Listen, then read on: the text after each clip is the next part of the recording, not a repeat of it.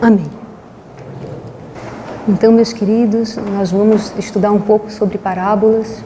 Nosso estudo vai estar dividido em duas partes. A importância das parábolas, o porquê estudar parábolas. Não porque que Jesus usava as parábolas, mas porquê que nós devemos estudar as parábolas. E a segunda parte é algumas definições. Alguns irmãos já conhecem o estudo e eu acredito que vai enriquecer bastante se vocês puderem participar. Estejam bem à vontade. E vamos aprender juntos um pouquinho mais sobre esse tema tão fascinante, o mundo das parábolas. Importância das parábolas. Tá. No ensino de Cristo por parábolas é manifesto o mesmo princípio de sua própria missão ao mundo. Esse texto está em Parábolas de Jesus 2.1. E aqui eu quis ressaltar a palavra mesmo. E vamos colocar aqui do lado. Ensino de Cristo é o mesmo. Esse mesmo, posso dizer que é igual. Mesmo é igual. É igual o quê? A missão dele ao mundo. Isso foi demonstrado lá no texto. Tá? Vamos ver como é que era o ensino de Cristo? Assim era nos ensinos de Cristo. O desconhecido era ilustrado pelo conhecido. Verdades divinas por coisas terrenas, com as quais o povo estava mais familiarizado. Parábola de Jesus, 2.1. Então, o desconhecido era ilustrado pelo conhecido. Coisas terrenas, eram veículos para verdades divinas, para explicar coisas divinas. Esse é um conceito simples do que mesmo? De parábolas. Então, voltando, o ensino de Cristo, nós sabemos que é igual à sua missão ao mundo, que o ensino de Cristo, parábolas, constituído de parábolas. E nós podemos dizer, como é igual à sua missão ao mundo, que a sua missão ao mundo também, parábolas. Tá? Igual a parábolas. Vamos continuando. Só para frisar, que no ensino de Cristo por parábolas é manifesto o mesmo princípio de sua própria missão ao mundo. Repetindo. Agora, vamos lá. O ensino de Cristo, que é o mesmo que sua missão ao mundo. Missão. Qual é a missão de Jesus? Quando ele veio para o mundo? Missão de quê? De salvação. Então, a missão dele é salvar. Certo? Ali diz, novamente, repete o texto, que é o ensino de Cristo, é o mesmo que sua própria missão ao mundo. E embaixo diz, para que pudéssemos familiarizar-nos com sua vida e caráter divinos, tomou Cristo nossa natureza e habitou entre nós. Então, a gente pode fazer uma correlação da missão de Jesus ao mundo com a sua vida, porque a missão de Jesus ao mundo, ele veio salvar, fazendo o quê? Através da doação da sua própria vida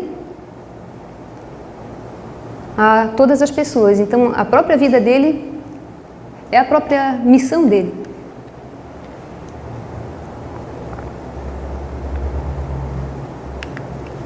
O ensino de Cristo, que é igual à missão ao mundo.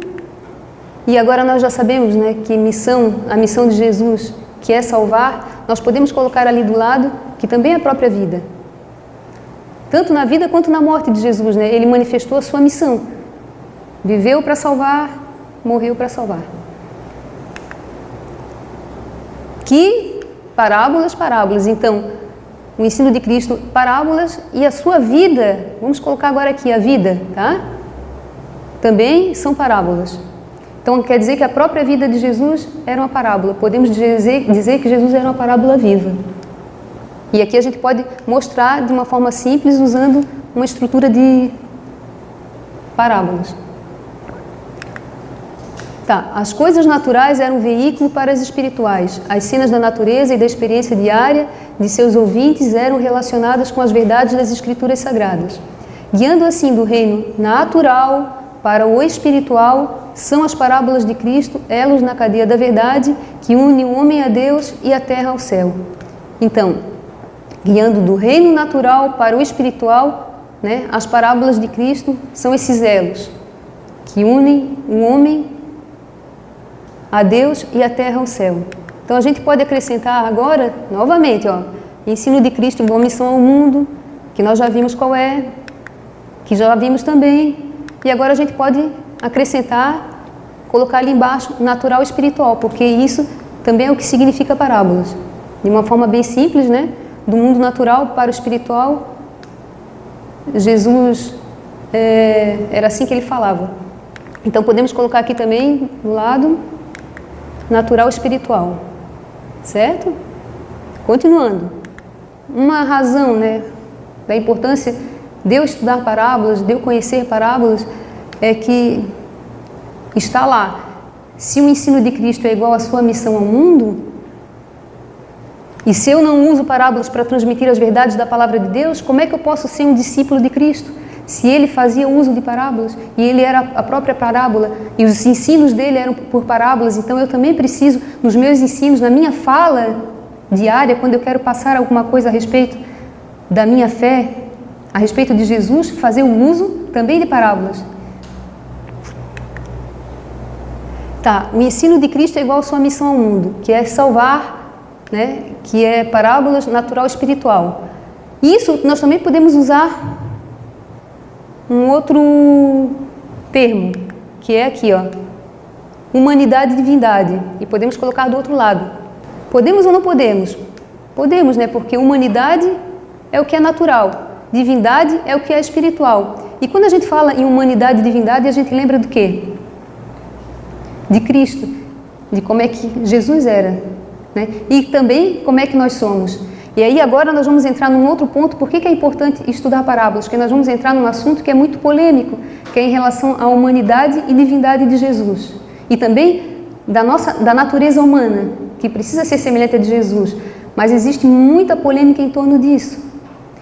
E aqui, através do estudo de parábolas, nós vamos explicar de forma muito simples e clara a respeito desse assunto. A divindade foi revelada na humanidade, a glória invisível na visível forma humana. Então a divindade, que é aquilo que é invisível, foi revelado na humanidade, que é aquilo que é visível. Aqui nós temos, fiz uma figurinha, né, de Jesus.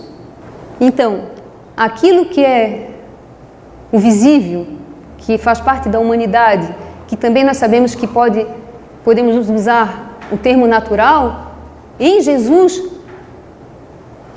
o que é? É o seu corpo, não é? É o seu externo. E aquilo que é divino, invisível, como nós vimos no texto, né?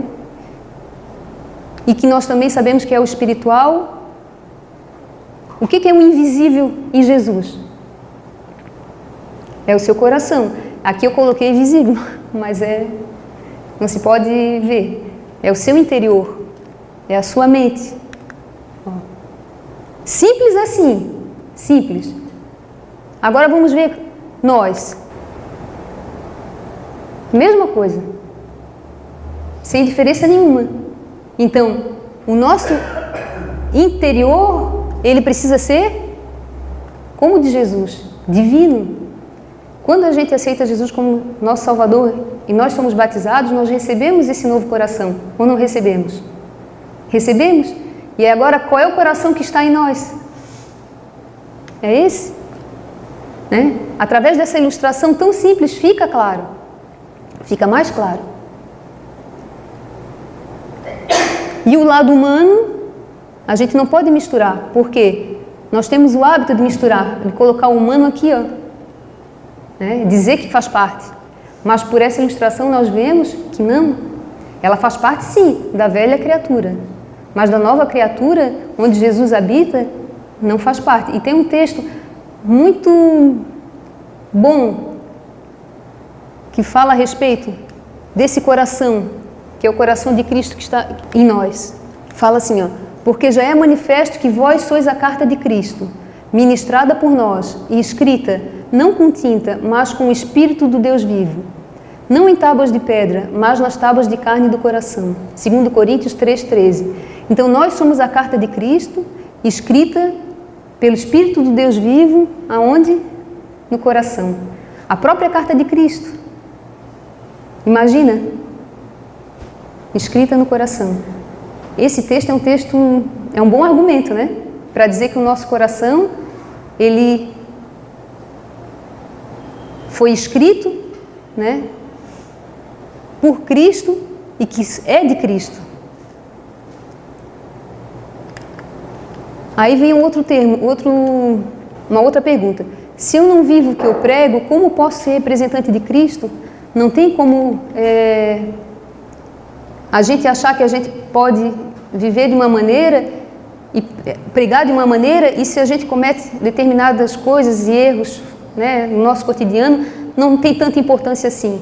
Tem muita importância, porque nós somos uma parábola viva. A gente precisa botar na nossa mente que à medida que a gente vive, a gente está ensinando. Lembra que Jesus, a vida dele era igual ao ensino? E que quando a gente está ensinando, a gente naquilo que está ensinando também está vivendo. Então, as coisas não se separam. Eu posso sim viver uma vida que dê um mau exemplo, mas com isso eu vou estar ensinando uma má coisa, né? Mas eu tenho que botar na minha mente que eu estou sempre ensinando, através da minha vida. E assim os meus ensinos eu também estou vivendo. Então, nós somos parábolas vivas. E isso, quando a gente entende mais claramente, traz uma solenidade maior para a maneira como a gente conduz a nossa vida. Uma solenidade muito grande. Por isso também, irmãos, é tão importante nós estudarmos parábolas. Nós somos parábolas vivas. Tudo isso disse Jesus por parábolas à multidão, para que se cumprisse o que fora dito pelo profeta, que disse: abrirei a boca em parábolas, abrirei em parábolas a boca, publicarei coisas ocultas desde a criação do mundo. Mateus 13, 34 e 35. Então, publicarei coisas ocultas desde a criação do mundo. Tá, para que se cumprisse o que foi dito pelo profeta, né? Então, numa determinada situação, Jesus disse isso e ele fez essa menção, né, das escrituras, do que foi dito pelo profeta. E o que foi dito foi o que está abaixo. Vamos ver, né, de onde é esse texto. É de Salmos 78, 2. Abrirei a minha boca numa parábola, falarei enigmas da antiguidade. Então, essas coisas ocultas são os enigmas. Então, a gente pode dizer que parábola também é enigma, que também é fala oculta, tá?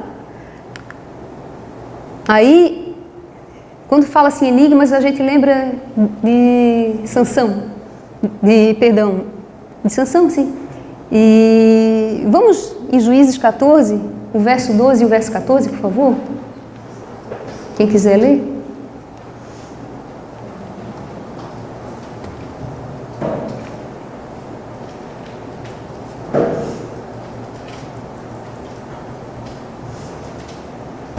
Disse-lhes, pois, Sansão: eu vos darei um enigma para decifrar.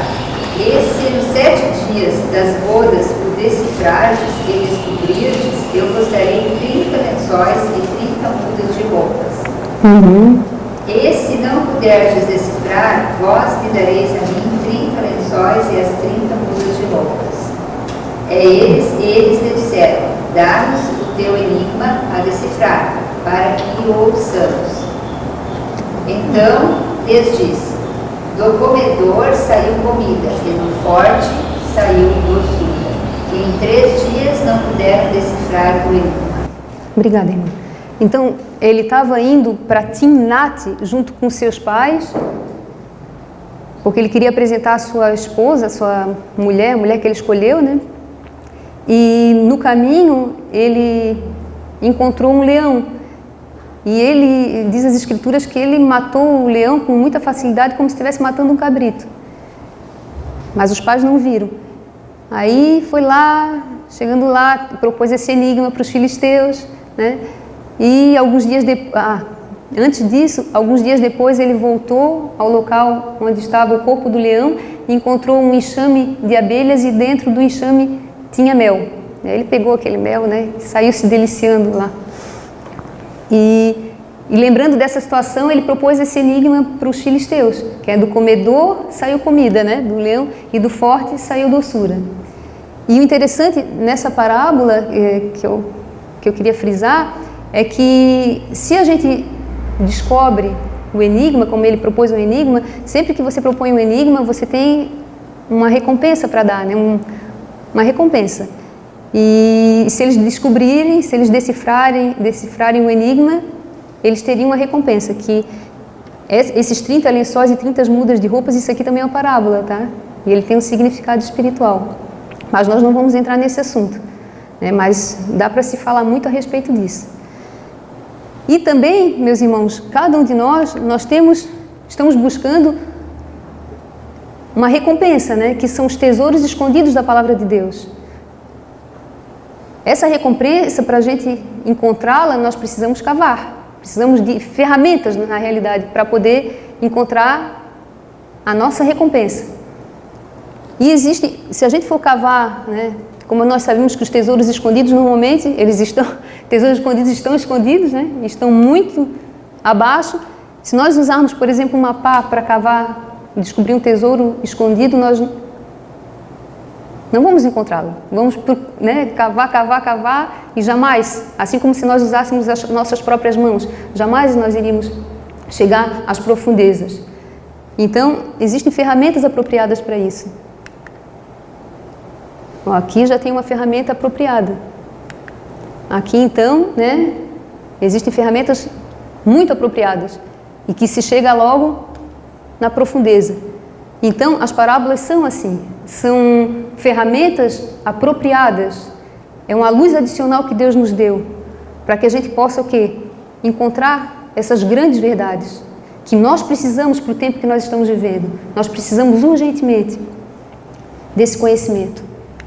Então, mais uma razão, né, da importância de nós estudarmos parábolas, porque através das parábolas nós vamos cavar e vamos chegar a essas verdades profundas. Então são as parábolas de Cristo, elos na cadeia da verdade que unem o homem a Deus e a terra ao céu. É mais uma razão pela qual, né, nós devemos estudar parábolas, porque elas são esses elos na cadeia, na corrente, a corrente da verdade que une o céu à terra, que nos une a Deus. Assim como Cristo faz isso, as parábolas também fazem a mesma coisa. Olha como ela está num grau de importância, né? Assim como a própria pessoa de Cristo. Então, resumindo, algumas das razões por que estudar parábolas, né? Porque nós vimos que o ensino de Cristo é igual à sua vida e que isso se reflete em nós, e isso tem como sinônimo parábolas, que nós podemos entender melhor essa tão polêmica, né, conceito entre humanidade e divindade, e podemos entender de forma clara e de forma simples e explicá-lo, porque nós, através das parábolas, podemos chegar aos tesouros ocultos da verdade, e que são esses elos também, né, da verdade, essas correntes, elos, né, de uma grande corrente que nos une ao céu. Então agora nós vamos para algumas definições, é a segunda parte do nosso estudo. Parábola, definição do dicionário, é uma narração alegórica que envolve algum preceito de moral, alguma verdade importante. Então, são histórias que pretendem trazer algum ensinamento. Histórias, tanto fictícias quanto histórias reais. Tanto serve, né? Tanto, né, uma história real, um acontecimento lá da narrativa da vida de Jesus, quanto a história do rico e Lázaro, que é algo fictício, né? Então, é uma narrativa que usa alegoria e ilustração para transmitir uma lição moral. Eu gosto muito dessa palavra, ilustração. É uma ilustração para transmitir uma lição. Tá? Então vamos dar um exemplo aqui.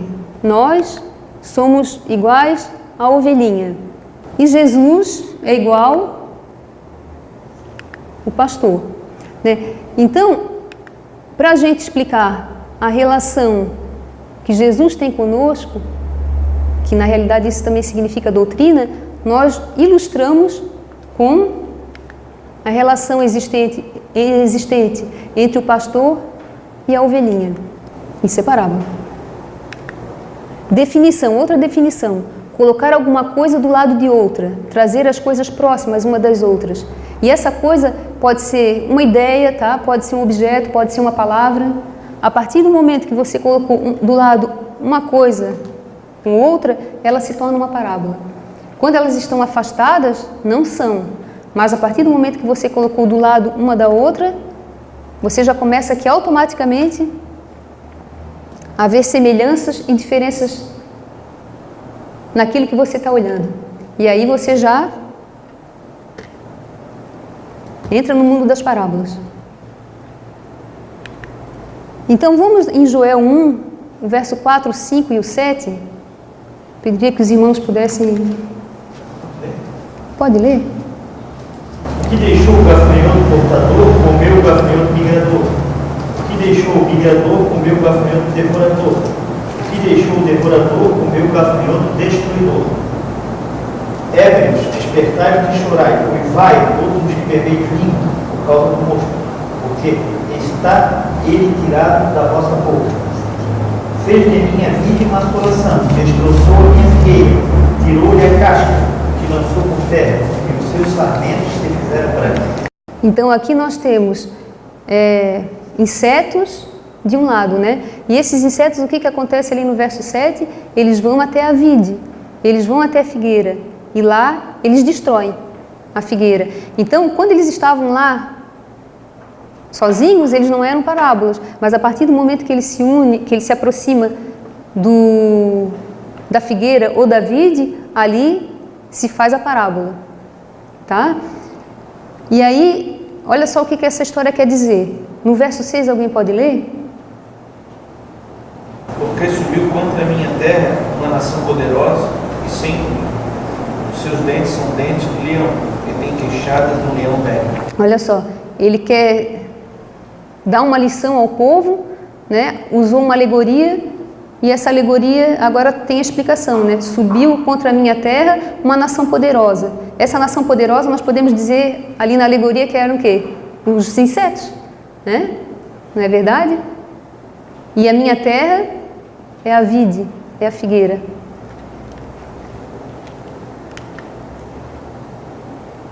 Aqui nós temos, né, uma ovelhinha que nós conhecemos bem, né? Ela normalmente é uma alegoria bem comum para parábolas, e aí quando ela é colocada do lado, né, de um cristão, tem um porquê, né? Quando são aproximados, é para explicar alguma coisa a respeito desse cristão. Normalmente, né, se você for analisar as características da ovelha, ela tem inúmeras características que não servem para comparar com uma pessoa, inúmeras, né? A ovelha come grama, né? A ovelha anda em 4 patas, a ovelha tem lã, né? Não tem relação nenhuma com o ser humano. Mas existem outras características que tem, né? A ovelha, nós sabemos que ela é desobediente, não é verdade? Quem conhece a ovelha sabe. Tem ali a cerquinha, tem aqui onde a ovelha está, uma graminha bem verde, um pastinho lindo. Mas a ovelhinha tem o quê? Tem o costume de querer ir lá, enfia a cabeça, enfia o pescoço lá naquela cerca para comer a grama do lado de fora, né? E a gente por isso sabe que a ovelha, ela é fujona, né? Aí lá vai o pastor correndo atrás, né? E procura atrás da ovelhinha de novo. E aí depois a ovelhinha também, né? Ela aprendeu a lição? Não, ela vai de novo. Então a ovelhinha também, ela é teimosa. Então isso se assemelha com o ser humano. E aí o que a gente pode fazer quando se tem uma alegoria, que é para fazer uma comparação? Existem várias características dessa alegoria que não servem para essa, mas existem algumas que servem. As que não servem, nós costumamos chamar de ruído. E as que servem, a gente... É como se você pegasse, vamos dizer assim, uma cerejeira, escolhesse as melhores cerejas. Aí você cata e você aproveita para aquilo que você quer, né? Então, a informação que é interessante, que é pertinente para o que você quer, é como se você pegasse, né, escolhesse. Essa eu quero e eu aplico. Essa eu não quero, isso é um ruído. Isso se pode fazer, tá? E se faz. Vamos em Daniel 11:40 e o verso 15? No tempo do fim, o rei do sul lutará com ele, e o rei do norte arrebentará contra ele com carros de cavaleiros e com muitos navios, e entrará nas suas terras, e as inundará e passará. E o verso 15? O rei do norte virá, levantará baluartes e tomará cidades fortificadas. Os braços do sul não poderão resistir, nem o seu povo escolhido, pois não haverá força para resistir.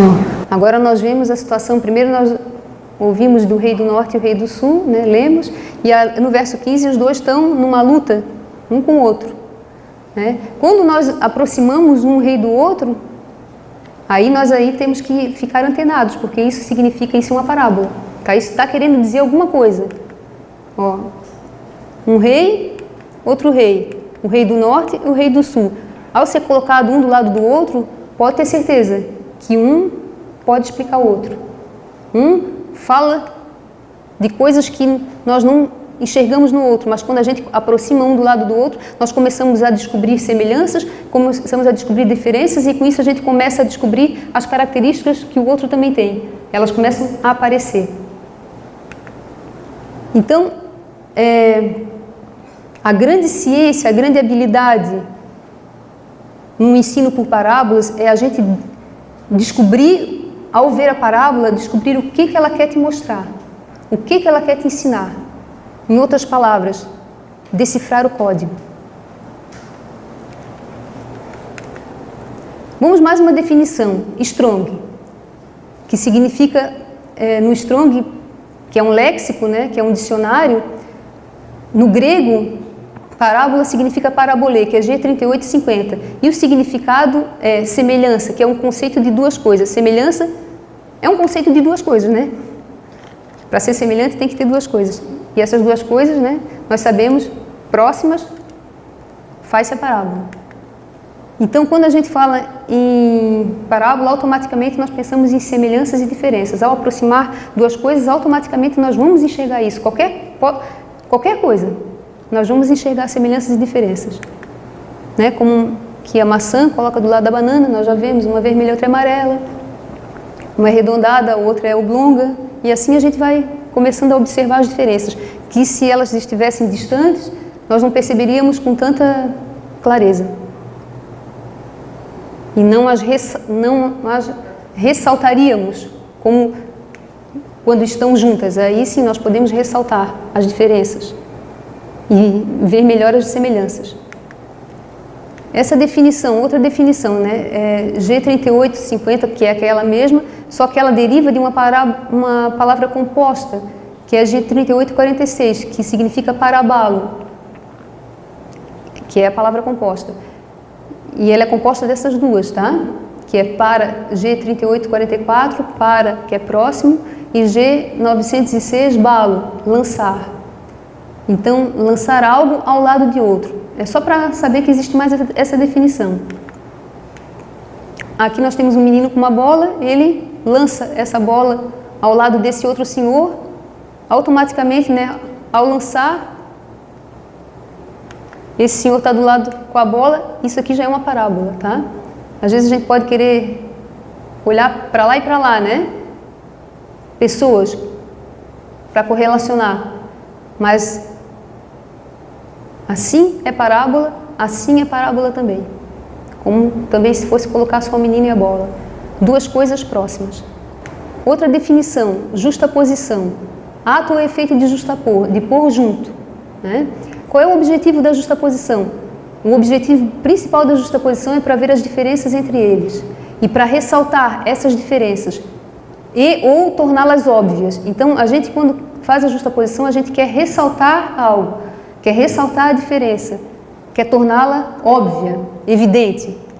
Então, serve para ver contrastes e para se ter uma escala de comparação. Tá? Ponho junto, consigo ter a escala de comparação. E isso, né, vou conseguir comparar e contrastar quando eu ponho junto. Se eu só mostrasse para vocês essa colher aqui, vocês não saberiam me dizer se ela é uma colher grande, se é uma colher pequena, né? Se é de sobremesa, se é de sopa. Agora, quando eu coloco uma do lado da outra, fica evidente. Então, para isso serve, para ressaltar as diferenças e torná-las óbvias. Então, não se sabe sobre algo até que se compare isso com outra coisa. Então, tem um rei e eu não sei sobre ele, até que eu coloco junto um do lado do outro. Aí como eu falei para vocês, você consegue entender o outro. Aí eu consigo enxergar que esse aqui, a barba dele é marrom, esse é a barba branca, esse é mais velho. Consigo enxergar, né, que eles são semelhantes em tamanho e assim sucessivamente.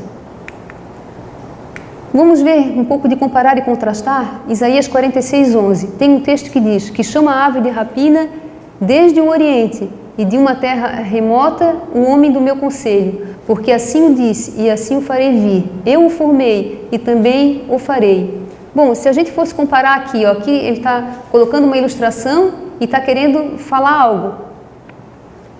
Está querendo nos dizer algo. Tá? Coisas colocadas próximas, sabemos que são parábolas. Então, o que ele quer dizer com a ave de rapina, quando ele coloca esse texto abaixo? O que vocês acham, se for comparar aqui, o que é a ave de rapina? O homem. O homem do meu conselho, exatamente. Aqui. E o Oriente, eu já coloquei antes, né? É uma terra remota. Aí o próprio texto está dizendo, ele está se explicando. A gente só precisa entender sobre comparar e contrastar. 1 Coríntios 15:21. Não precisa pegar na Bíblia, não. Tem aqui. Porque assim como a morte veio por um homem, também a ressurreição dos mortos veio por um homem. Então, vamos lá para o nosso exercício de comparar e contrastar. Um homem, por ele veio a morte. E aí vamos comparar, né? Tem um outro homem. E esse outro homem não aparece aqui. Ele trouxe a vida. Esse homem nós sabemos quem é, né? É Adão. E o outro homem é Jesus. Certo? Então, ao comparar um homem com outro homem, nós vemos que fica contrastante que um trouxe a morte e o outro trouxe a vida. Ressalta isso, essa informação, quando a gente compara um com o outro. Tranquilo? Agora nós vamos para uma outra técnica, repetir e ampliar. Repetir. Apocalipse 8:13. E olhei e ouvi um anjo voar pelo meio do céu, dizendo, com grande voz, ai, ai, ai, dos que habitam sobre a terra, por causa das outras vozes, das trombetas, dos 3 anjos que hão de ainda tocar. Então, eu nem coloquei o conceito, né, o significado, porque é óbvio, né? Repetir, ai, ai, ai. Outro texto também que fala de repetir. E outro anjo seguiu dizendo, caiu, caiu Babilônia, aquela grande cidade, que a todas as nações deu a beber do vinho da ira da sua fornicação. Repetiu, né? Caiu, caiu. Agora vamos ver sobre ampliar. Ampliar, aumentar, acrescentar, amplificar. Tá? Quando a gente fala em ampliar, o que a gente lembra? Pelo menos eu lembro, né, do megafone. Né? Então você quer ampliar. E quando o assunto é palavra de Deus, o que a gente quer estar ampliando? O que a gente está querendo acrescentar? Nós estamos querendo descobrir mais verdades, né? Verdades maiores, com mais clareza, mais luz. Ou seja, cada vez amplificando mais a verdade que está na palavra de Deus. Então aqui, ó, nós temos um verso.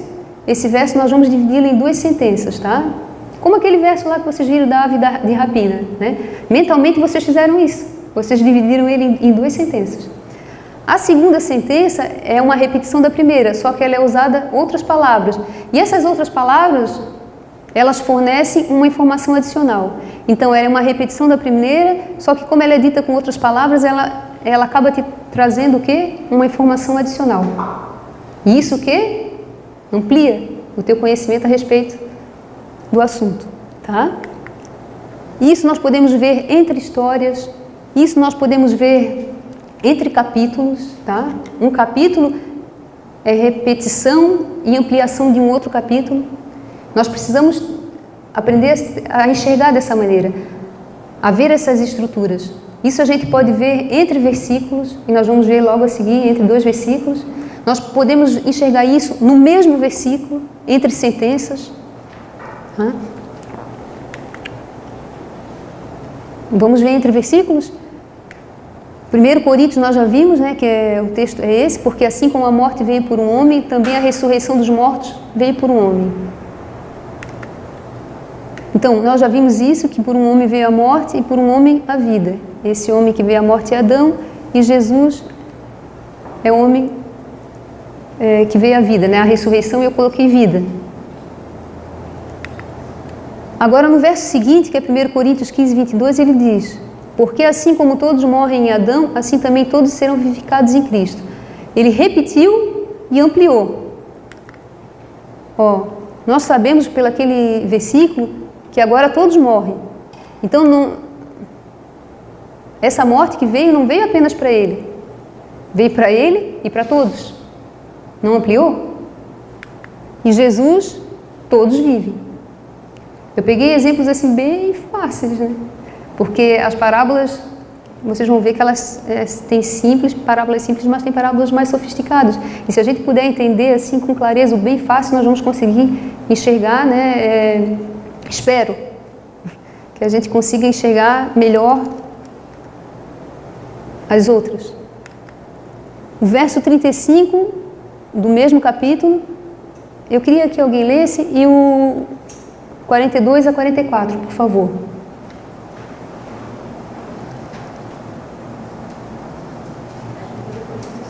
É, 1 Coríntios 15, o verso 35. 1 Coríntios 15, 35. Né? Mas alguém dirá: como ressuscitarão os mortos? Que corpo virão? Então aqui o assunto é a ressurreição, é o corpo que morre e o corpo, né, que ressuscita, ressurreição dos mortos. E aí nós vamos ver, pode ler o do 42 a 40. Assim também a ressurreição vem dos mortos. Semeia-se o corpo em corrupção, ressuscitará em incorrupção. Semeia-se em ignomínia, ressuscitará em glória. Semeia-se em fraqueza, ressuscitará com vigor. Semeia-se corpo natural, ressuscitará corpo espiritual. Há corpo natural e há também corpo espiritual. Obrigada. Então, ele agora passa a usar um conceito, né, um modelo que nós conhecemos, que é o modelo da agricultura, para explicar a respeito da ressurreição dos mortos. Aí ele usa como uma semente, né? A semente que é lançada na terra e que morre, assim como o nosso corpo, né, quando morre, é lançado na terra. E o que ressuscita é daquela maneira, né? A semente que germina e brota e se transforma no fruto. E aí as características que ele dá, né? O corpo que morre, ele é corrupto, e o outro que ressuscita é incorrupto. Esse está em ignomínia, o outro em glória. Esse em fraqueza, o outro em vigor. Esse é o natural e o outro é espiritual. Então nós podemos ver, irmãos, que todas essas palavras, elas estão ampliando o significado da morte, do corpo morto. Se fosse só corrupção, a gente teria um entendimento, mas aí colocou ignomínia, fraqueza. Está ampliando, está trazendo mais conceitos. E com isso que está abrindo a minha mente em relação àquele entendimento. A mesma coisa, se a gente quer falar de como é que vai ser o corpo ressuscitado, ele é um corpo incorrupto, glorioso. Nós sabemos, né, ampliando o nosso conhecimento, que ele tem muito vigor e que esse, né, claro, é um corpo espiritual.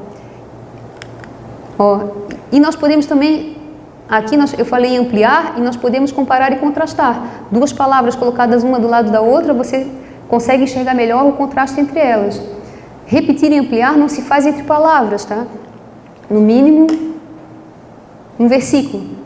Agora, o comparar e contrastar, você compara e contrasta usando apenas duas palavras, pode, né? E aí também, né, entre versículos, capítulos, né, tudo mais, mas você pode a partir já desde duas palavras. Agora tem algumas informações importantes, tá? A parábola, ela é um estilo literário, e aí ela, como um estilo literário, ela tem uma estrutura. Quando a gente fala em literatura, a gente lembra de poemas, né? A estrutura de poemas, vocês sabem, ela é feita de rimas. Então ela tem aquela estrutura.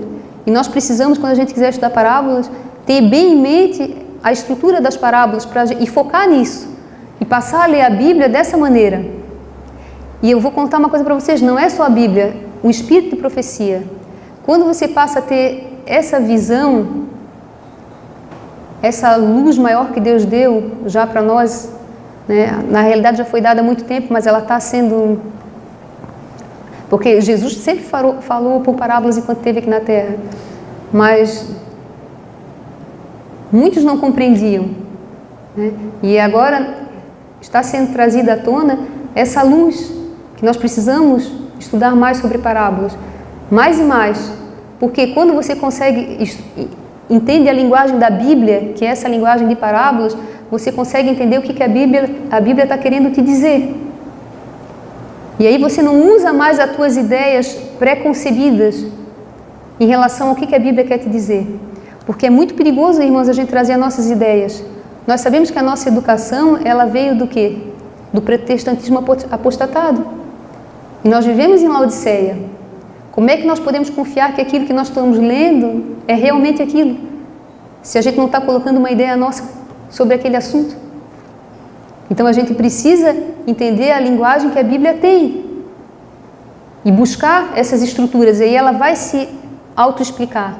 E assim, irmãos, vai ficar tão claro que a gente não vai sair daqui com uma ideia vaga sobre aquele conceito, porque às vezes a gente faz uma pergunta em relação a algum conceito, cada um diz uma coisa diferente, né? E realmente, se você perguntar lá na rua e assim ficou, vamos dizer assim, estabelecido que tal conceito realmente pode ser esse, pode ser aquele outro. E aí você pergunta lá na rua, as pessoas, elas não ficam bem fundamentadas, elas assim, não, realmente eu não entendi. Realmente não ficou claro, porque foram várias respostas e parece que não fechou, né? Vai ser diferente com o ensino de parábolas. No início, claro, várias pessoas vão pensar de uma maneira diferente, né? Mas quando você começa a jogar as estruturas e fazer as pessoas enxergarem essas estruturas e elas passarem através da própria experiência e prática e do auxílio do Espírito Santo, enxergar o que a parábola quer dizer, decifrar o código, vai ter a resposta. E a resposta é aquela. E ponto. Não fica vago. Então, e nós sabemos que a nossa vida, ela é constituída de conceitos. É pelos conceitos que nós fazemos das coisas que nós conduzimos a nossa vida. Imagina, né, como é que nós estamos conduzindo a nossa vida se nós estamos muitas vezes tendo informações incorretas da Bíblia. Como isso é sério, né? Como a gente precisa entender o que a palavra quer dizer por ela mesma. Então nós vemos, né, só para dizer que a Bíblia é um conjunto de livros, capítulos, versículos e palavras, e é com isso que nós estamos lidando. Uma outra coisa importante, ideia de tensão. Forçar as coisas do lado uma da outra, porque elas normalmente não se encaixam. Quando nós falamos em parábolas, nós precisamos de ter isso em mente, essa ideia de tensão. Né? Imaginamos duas linhas, e aí a gente precisa fazer isso com elas, dar aquela apertada. E a gente precisa aproximá-los. E aí nós vamos enxergar alguma coisa. Ó, uma ovelhinha, se vocês pararem para pensar, se nunca tivesse colocado uma ovelha do lado de um cristão, a gente, né, o que elas se encaixam? Né, são com coisas completamente diferentes. Mas quando a gente dá aquela forçada, aí a gente começa realmente a enxergar algumas coisas. E aí podemos comparar e podemos contrastar. Então precisa de fazer isso. Coisas que aparentemente não se combinam, quando você dá essa forçada, né, essa tensionada, aí sim você vai passar a encontrar o que você quer ver. Outra coisa, imagens que enganam. Então aqui, ó, se você tem uma imagem, né, tem uma linda árvore lá, aqui tem um gafanhoto, Photoshop, né? Mas se você desse isso aqui para um extraterrestre ver, um extraterrestre que nunca viu um gafanhoto na vida, nem uma ave, e perguntasse para ele quem é que é o maior, esse ou aquele, ele ia dizer o quê? Que é o gafanhoto, não é verdade? Então, isso aqui é como, vamos dar um exemplo, peguei uma foto mental de algum texto da Bíblia, né? Aqui você pegou uma foto, né, de uma paisagem, e deu para aquele que não conhecia a respeito. E aí ele vai dizer que é o gafanhoto, é claro, né? Quando, na verdade, o gafanhoto, perto de uma árvore, é uma coisinha assim, ó. Ele é mínimo. Essa é a realidade. né? E o que acontece? A gente precisa entender que no lado da Bíblia, o que acontece? A Bíblia, o escrito da Bíblia é um escrito espiritual. É para falar de Deus, é a palavra de Deus. Então, nós não pertencemos a esse mundo de Deus, né? E aí, às vezes é tirado, como eu falei, né, uma foto mental de algum texto aqui, e nós que não entendemos, não fazemos parte desse mundo, que somos os extraterrestres, podemos dizer, realmente, o gafanhoto ele é maior do que a árvore. E a gente vai para casa acreditando nisso. Entende?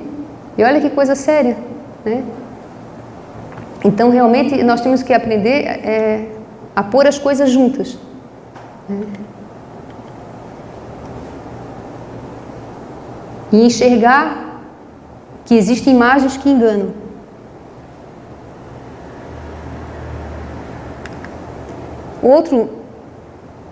O fim é o mesmo que o começo. Vamos ler, um lê Eclesiastes 1:9, o outro Isaías 46:10 e o outro Apocalipse 1:8, por favor.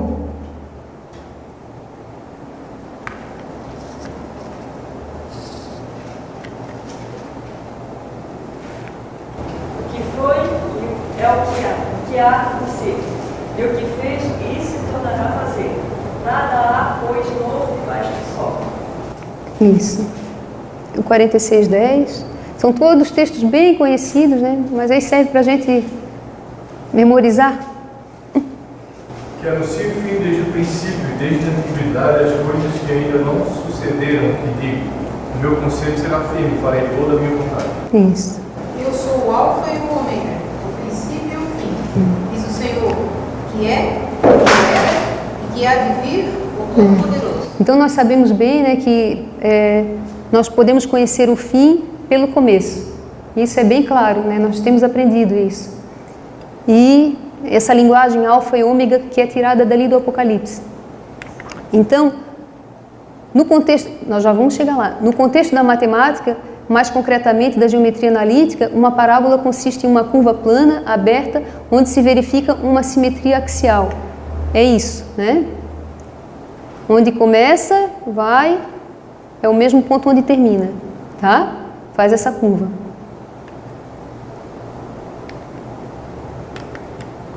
Ó, o nosso Deus, ele é matemático, tá? Quando ele está lidando com a Bíblia, quando ele fala que o fim é o mesmo que o começo, ele está falando de que é uma parábola, que faz isso, essa curva. Então aqui nós temos um menininho, ele vai jogar a bola. Imaginemos que ele é o alfa, né? E aqui é o ômega. Esse menininho está aqui na terra, né? Ele joga a bola no solo. Ele joga essa bolinha do ponto 1, que vai para o ponto 1A. Ela vai e ela para no mesmo ponto, né? Ela começou na terra, termina na terra. Ele muda a direção para o 2. Vem parar aqui na terra também. O 3 para lá na terra também. Então, o início é o mesmo que o final. Só que o que é interessante e relevante nós sabemos dessa história, dessa figura, é que o ômega, ele pode não parecer ser o mesmo. Ele pode estar lá, aqui, ou antes um pouco, mas não deixa de ser igual ao início, entende? Então, às vezes, esse ômega, quando a gente vai buscar saber algum assunto que Deus quer nos dizer, a gente pode encontrar uma informação, outro pode encontrar outra informação e o outro, se pesquisar, pode encontrar uma outra informação. Mas todas as três, nós podemos ter a certeza que elas são a mesma que o começo. Elas são a mesma. Elas podem ter uma cara diferente, mas elas são as mesmas. Aí, vamos imaginar a linha, né? Uma paralela. O alfa e o ômega. Então, se nós queremos conhecer a respeito do fim, daquele ponto, nós vamos no começo. Se nós queremos saber a respeito do segundo, nós vamos no começo e no começo. E assim nós vamos entender o que acontece no fim. Então, alfa e ômega são parábolas disfarçadas. Outro, mesmas regras. Bom, É importante saber isso também quando você está estudando parábolas, tá? O que quer dizer? Aqui nós temos, né? Jesus, aquela nossa figura. Então, aqui o pastor, por que o pastor ilustra como Jesus lida com a gente? Porque o pastor cuida da ovelha, certo?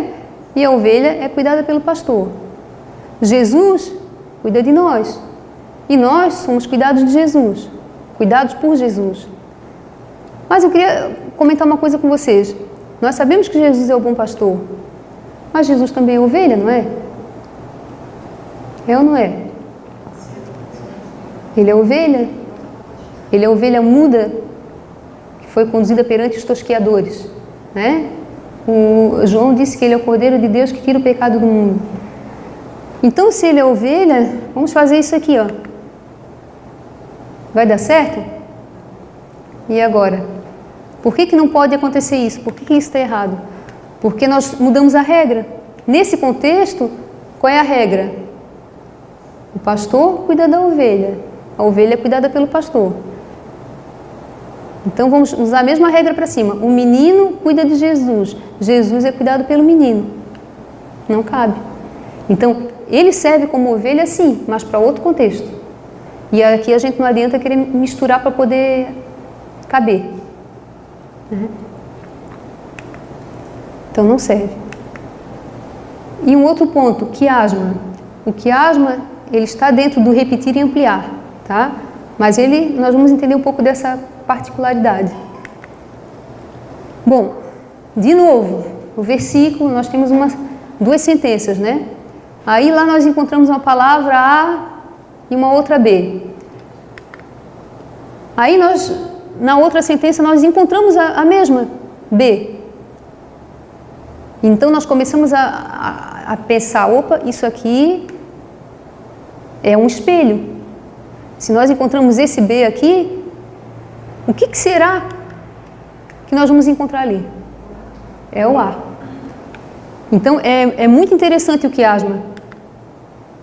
Porque por que é interessante? Né? Nesse caso, não se está utilizando de profecia ou história, apenas de uma ferramenta literária para encontrar o que falta. Então é muito interessante e útil o quiasma, porque você vai encontrar a informação faltante, usando apenas essa ferramenta literária.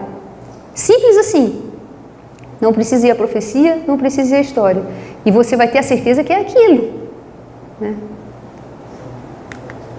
Então aqui, ó, nós temos um homem de 80 quilos e tem esse outro homem. Como nós sabemos que o quiasma é uma estrutura que está em equilíbrio, ora, vem a pergunta, quantos quilos tem aquele outro homem? Coisa difícil, né? 80 quilos, tá? Então é assim. Na Bíblia, ó, então ele é muito útil para nos dar a informação que falta. Nós já fomos, né, em Daniel 11:40. Então lá nós temos o rei do sul que vai contra ele e o rei do norte também contra ele, né? Encontramos essa estrutura lá, tá? Aparentemente nós estamos vendo 3 elementos aqui, né? O ele, que é o pronome, o rei do sul e o rei do norte. Mas se nós entendermos que isso aqui é um quiasma, tá? Rei, ele, ó, o mesmo. Qual conclusão nós vamos chegar? Quem que está escondido aqui? E quem que está escondido ali? Então, é isso, tá? Aí fica fácil, não fica? Então, é uma imagem refletida, o quiasma. Resumo. A parábola é igual a natural espiritual, humanidade e divindade, semelhanças e diferenças, justaposição, comparar e contrastar, repetir e ampliar. Todas essas definições estão corretas. E aí nós precisamos observar algumas coisas muito importantes, o estilo literário, e precisamos focar sempre nisso, tá? A ideia de tensão, imagens que enganam, perceber sempre que o fim é o mesmo que o começo, as mesmas regras e o quiasma. E que Deus nos ajude com o seu Espírito Santo para que quando a gente olhe a parábola, identifique ali a estrutura, que a gente, com a ajuda de Deus, entenda o que ela está nos querendo dizer.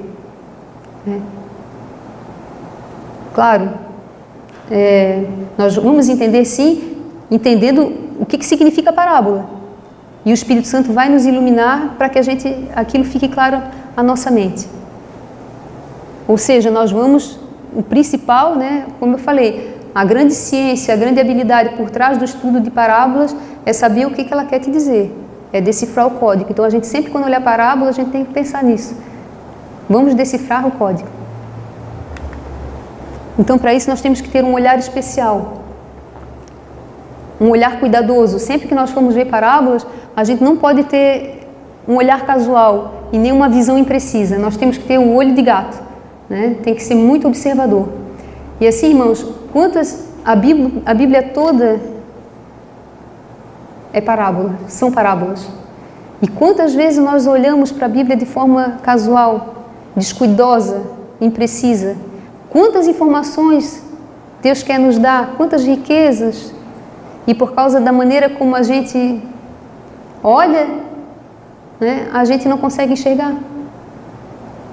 Porque nós não estamos sendo cuidadosos, nós não estamos vendo o que a Bíblia realmente está querendo dizer.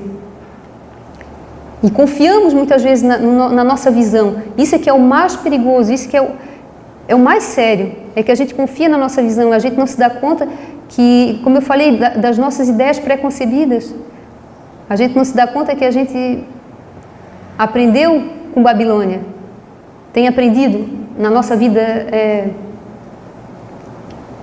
acadêmica, e nas coisas que a gente vê no dia a dia, naquilo que a gente ouve, naquilo que a gente toca.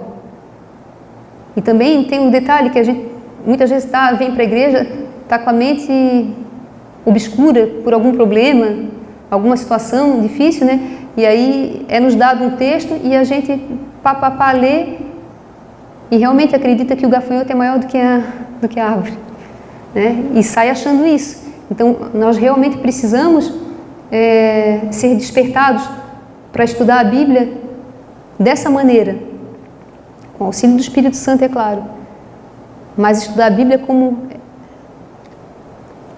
ela precisa ser estudada. Então, não casual nem precisa. Daniel 12:10. Muitos serão purificados, embranquecidos e provados, mas os ímpios procederão impiamente, e nenhum dos ímpios entenderá, mas os sábios entenderão. Isso. Então, é um recado para nós. Os sábios entenderão. À meia-noite ouviu-se um clamor, aí vem o esposo, saí-lhe ao encontro. Mateus 25:6. Ouviu-se um clamor à meia-noite. Nós estamos falando muito nisso, clamor da meia-noite para os sacerdotes. Nós sabemos que ele está sendo dado. Mas como entender esse clamor da meia-noite? E Deus é tão bom que Ele traz a mensagem e junto com ela Ele traz a metodologia, que é todo esse aprendizado em torno das parábolas. E aí sim, ao estudar, ao estar seguros em relação a esse assunto, ao adquirirmos experiência e prática de olhar a Bíblia dessa maneira, nós vamos poder sim entender a voz de Deus, o que Ele está nos querendo dizer. Porque essa mensagem, irmãos, que Ele traz para nós, esse clamor, ele é para despertar as virgens. E nós precisamos ser acordados. Nós precisamos identificar coisas que não se percebia antes. Isso é urgente. E ao identificar essas coisas que nós não percebíamos antes, a verdade vai aparecer diante de nós com mais clareza. E essa verdade, ao aparecer diante de nós com mais clareza, ela automaticamente vai nos transformar. Por isso a gente precisa de entender a mensagem. Porque ao entendermos essa luz e ela aparecer com mais clareza, ela vai nos transformar. Não tem como você entrar nesse mundo. Na realidade, eu desafio a cada um de vocês a experimentar isso, a estudar, a observar, a explicar, a entender e a explicar. E vocês vão ver como essa mensagem também vai passar para a experiência de vocês. E que Deus nos ajude, meus irmãos, para que nós possamos despertar pela mensagem que o Senhor está nos dando, porque o nosso tempo está muito próximo, a nossa oportunidade está se acabando, falta muito pouco. Deus nos ajude e nos abençoe. Amém. Neste momento eu convido os irmãos para nos ajoelharmos e vamos juntos invocar o nome de Deus através de uma prece. Pai nosso que estás nos céus, santificado seja o teu nome. Obrigada, Senhor Deus, por ter enviado o teu Espírito Santo para nos orientar nesta tarde. Muito obrigada, Senhor Deus, pela tua imensa bondade, pelo teu maravilhoso amor, Senhor. Obrigada, Pai, porque tens enviado luz adicional para despertarmos do sono. Ajuda-nos, Pai.